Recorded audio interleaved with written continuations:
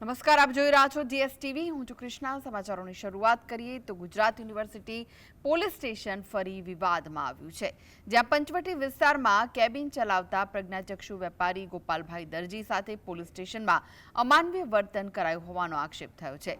ગોપાલભાઈના જણાવ્યા અનુસાર કેબિન પર પેકેટ ચોરી થવાની શંકાએ તેમણે હાથ લાંબો કરી એક સગીરને પકડ્યો હતો, જેમાં સગીરને સામાન્ય ઈજા થઈ હતી. ત્યારબાદ ગોપાલભાઈએ પોલીસ સ્ટેશનમાં માફી માંગી હોવા છતાં બાળકના પિતા ગાળો આપતા રહ્યા હોવાનો દાવો કરવામાં આવ્યો. પીડિતનો આક્ષેપ છે કે બહારથી આવેલા મહિલા પીએસઆઈએ તેમને લાફા, લાતો અને લાકડીથી ઢોરમાર માર્યો હતો.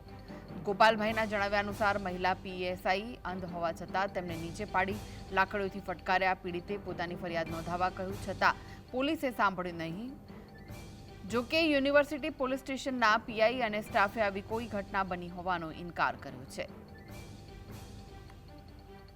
મારી ત્યાં છે ને પેલા ગુલભાઈ ટેકરાવાળા છોકરાઓ ગમે ત્યારે પડીકા તોડીને લઈ જતા હોય છે. એટલે જ્યારે અવાજ આવે ને તારું કોઈ કોણ છે તો ખાલી હાથ આમ કરું.